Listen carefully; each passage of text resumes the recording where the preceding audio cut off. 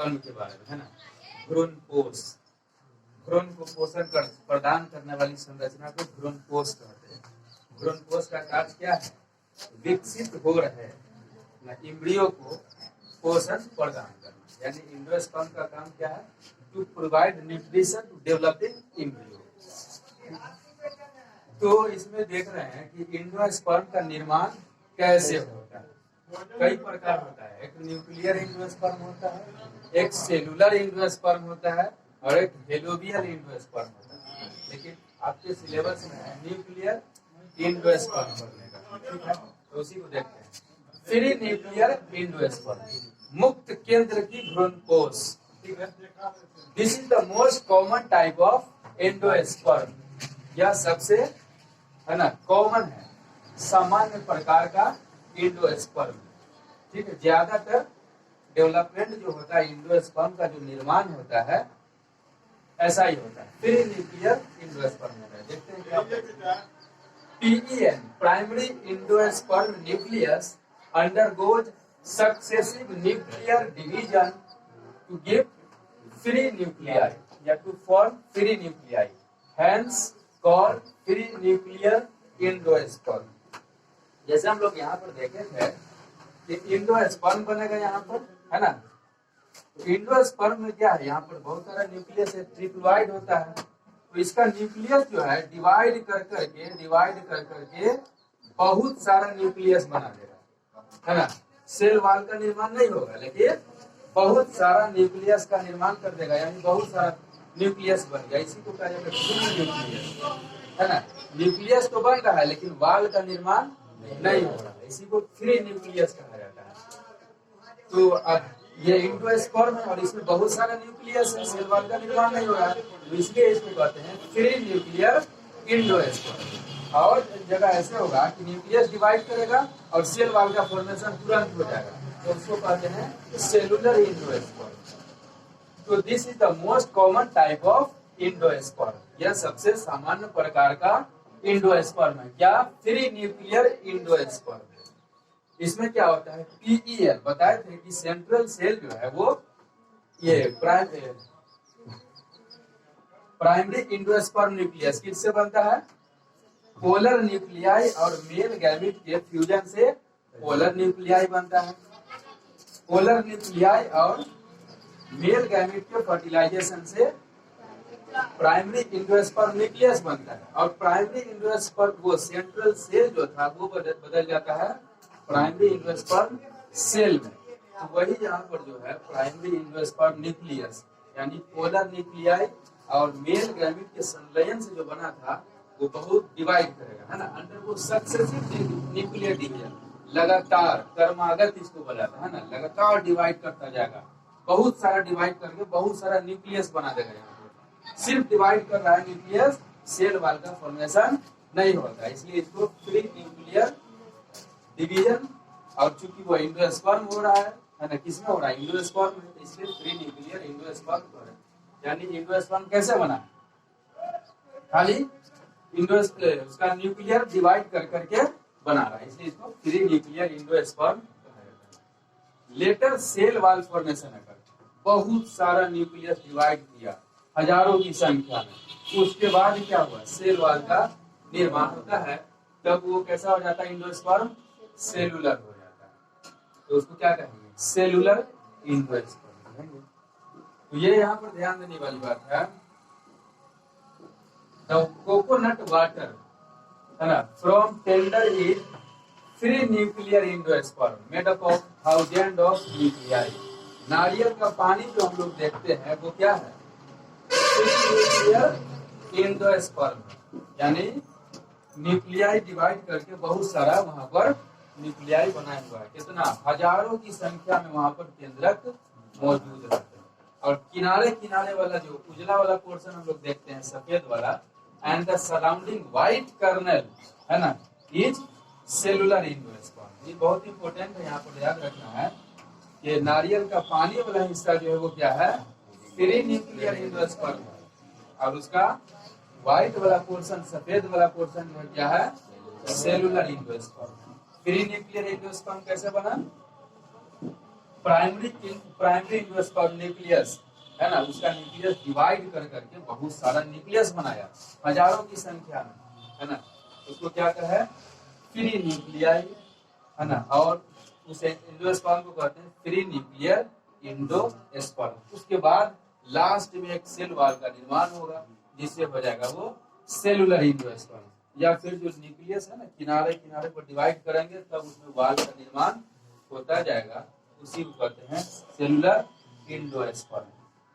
तो ये याद रखने वाली बात है कि कोकोनट वाटर, पानी, नारियल का पानी जो हम लोग देखते हैं वो क्या है, फ्री न्यूक्लियर एंडोस्पर्म, और किनारे वाला सफेद वाला पार्ट जो है वो क्या होता है, सेलुलर एंडोस्पर्म होता है।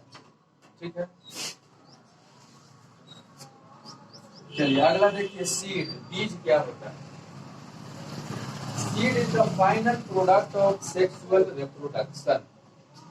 बीज क्या है, लैंगिक जनन का, पादपों में लैंगिक जनन का आखिरी उत्पाद, आखिरी उत्पाद है। फल में क्या होता है, सीड होता है, उसके बाद वो फल पकने लगता है, उसके बाद फल क्या होगा, गिरेगा नीचे, उसके बाद फल तो विनाश हो जाएगा उसका, फिर सीड से एक नया प्लांट बन जाता है। तो सीड क्या है, seed is the final product of sexual reproduction in plants. पादपों में बीज जो है लैंगिक जनन का आखिरी उत्पाद है। सीड क्या है बताइए, कैसे इसको परिभाषित कर सकते हैं।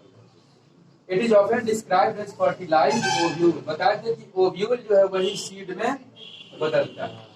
तो ओव्यूल क्या हुआ, फर्टिलाइजेशन हो गया। यहाँ पर देखे थे ना, ये किसका स्ट्रक्चर है, ओव्यूल। ओव्यूल के अंदर क्या पाया जाता है, एम्ब्रियो सैक। यहाँ ये फर्टिलाइज हुआ, वो फर्टिलाइज हुआ, और साथ साथ में यहाँ पर एम्ब्रियो बनेगा, और ये जो ओव्यूल है किसमें बदल जाएगा, सीड में बदल जाएगा। और ओवरी जो है किसमें बदल जाएगा, फ्रूट में बदल जाएगा। सभी घटना एक साथ हो रही है ना। यहाँ पर फर्टिलाइज करके ये बन जाएगा जाइगोट, जाइगोट से एम्ब्रियो बनेगा, और ओव्यूल, ओव्यूल किस चीज में बदल जाएगा, सीड में बदल जाएगा।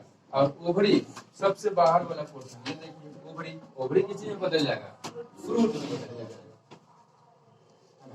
तो अब देखते हैं सीड का दो क्लासिफिकेशन है, एक अल्बमिनस सीड और दूसरा नॉन अल्बमिनस सीड। अल्बमिनस सीड और नॉन अल्बमिनस सीड। ये बताए थे कि एंडोस्पर्म जो बना है तो वो एम्ब्रियो के डेवलपमेंट के समय किसी किसी प्लांट में पूरी तरह से कंज्यूम कर लिया जाता है, और किसी किसी सीड में वो एंडोस्पर्म जो है रह जाता है ना। किसी किसी सीड में एंडोस्पर्म जो है कुछ मात्रा उसका रह जाता है। उसके आधार पर इसका दो क्लासिफिकेशन है, एक है अल्बमिनस सीड, दूसरा है नॉन अल्बमिनस सीड। अल्बमिन युक्त सीड बीज और गैर अल्बमिनस बीज।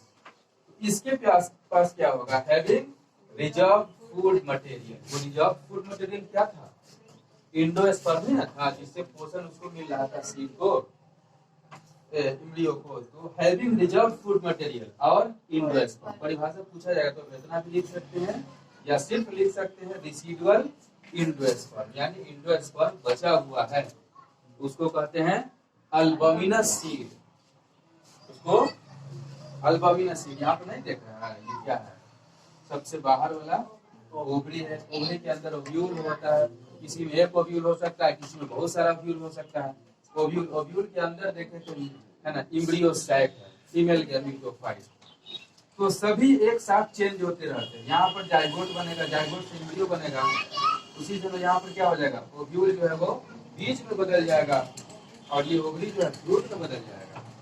यहाँ पर वैसा सीड इसके अंदर एंडोस्पर्म की मात्रा कुछ रह जाएगी, उसको क्या कहते हैं, अल्बमिनस सीड कहते हैं। जैसे एग्जांपल है बीज, गेहूं, मकई, है ना, बार्ली, कैस्टर, कोकोनट, इस में एंडोस्पर्म जो है वो बचा रह जाता है। एग्जांपल तो बहुत इम्पोर्टेंट है, ठीक है। दूसरा है नॉन अल्बमिनस सीड, यानी having no reserve food material. Embryo के विकास होने के समय ये एम्ब्रियो क्या हुआ, पूरा एंडोस्पर्म को कंज्यूम कर लिया, अब एंडोस्पर्म की कोई भी मात्रा नहीं बची है, तो उसको नॉन अल्बमिनस सीड कहा जाता है। ये पाया जाता है पी, बी, ग्राउंड नट वगैरह। ठीक है,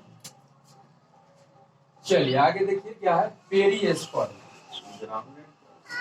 ग्राउंड नट मूंगफली। हाँ, पेरिस्पर्म ये बताए थे कि लैंगिक पादपों में लैंगिक जनन हुआ, फर्टिलाइजेशन वगैरह हो गया तो सारा स्ट्रक्चर झड़ जाता है ना, सिर्फ क्या रह जाता है, ओवरी रह जाता है। सेमल का फूल भी देखा है तो उसमें सारा स्ट्रक्चर था लेकिन ओवरी रह गया प्लांट पर ही, है ना। सभी कैलिक्स, क्रोला, एंड्रोसियम, डायनोसियम का भी सब पार्ट झड़ जाता है, सिर्फ ओवरी रह जाता है बचा हुआ, है ना, ताकि वही फ्रूट में विकसित होगा। लेकिन कुछ प्लांट में जैसे ब्लैक पेपर, काली मिर्च और चुकंदर में न्यूक्लियस भी बचा रह जाता है। न्यूक्लियस कहाँ वाला पोर्शन था ये बताओ, ये वाला पोर्शन था ना, ओव्यूल के अंदर जो एम्ब्रियो सैक को पोषण प्रदान करता है उसको न्यूक्लियस कहते हैं। तो काली मिर्च में, शुगर बीट में वो न्यूक्लियस भी बचा रह जाता है।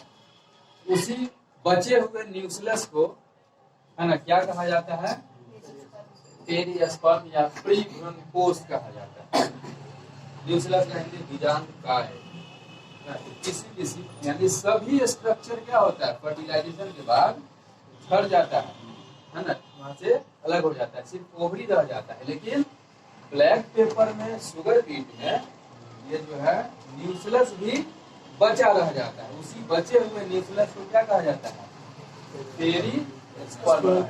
ये भी एग्जाम्पल वगैरह याद रखिएगा, ऑब्जेक्टिव वगैरह ये सब बनता रहता है इससे। अगला एक वर्ड है डोरमेंसी, प्रसुप्ति।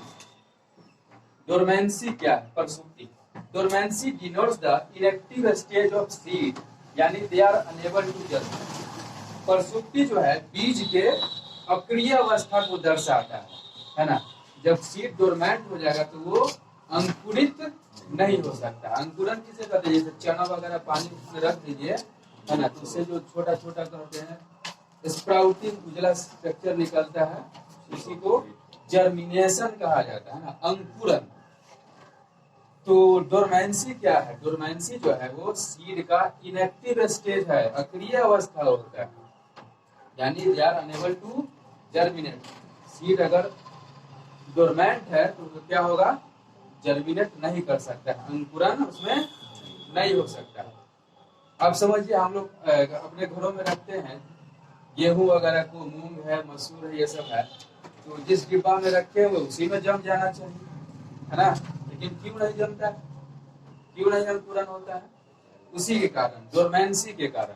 तो यहाँ पर क्लियर होगा, dormancy is considered when water content of seed is reduced by 10 to 50% by mass, है ना। उसके द्रव्यमान के सापेक्ष में 10 से 15% मात्र उसमें से जल निकाल दिया जाए तो वो डोरमेंट हो जाएगा। इसीलिए ना सीड वगैरह को सुखाया जाता है, उसके बाद रखा जाता है। अब वही बरसात के दिनों में अगर कहीं पर थोड़ा सा गिर गया, है ना, तो वहीं पर जमने लगता है, बिना मौसम के भी धान गेहूं सब जम जाता है। तो डोरमेंसी क्या है, इनएक्टिव स्टेज है सीड का, अक्रिय अवस्था है जिसमें वो एक्टिव नहीं है। ये होता कब है, जब 10 से 15% उसका जल जो है कंटेंट उसमें घटा दिया जाए तो डोरमेंसी माना जाता है। ठीक है, डोरमेंसी खाद्य पदार्थ को संरक्षित रखने के लिए जरूरी है ना, नहीं तो स्प्राउटिंग हो जाएगा, उसमें जर्मिनेशन हो जाएगा, अंकुरन हो जाएगा। तो ये है। अगला है एम्ब्रियोजेनी, भ्रूणोद्भव। तो एम्ब्रियोजेनी क्या है, साधारण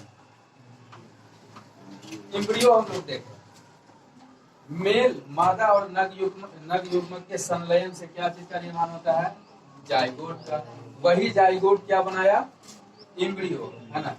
और एम्ब्रियो बनने की प्रक्रिया को, उसी जाइगोट से एम्ब्रियो बनने की प्रक्रिया को क्या कहते हैं, एम्ब्रियोजेनी। बहुत सारा उसमें चेंजिंग होता है। ह्यूमन रिप्रोडक्शन में हम लोग देखेंगे एम्ब्रियोजेनी किस प्रकार से चेंजिंग होता है, क्लीवेज वगैरह होता है, जिससे एक, है ना, बॉडी का निर्माण होता है प्लांट में या एनिमल में।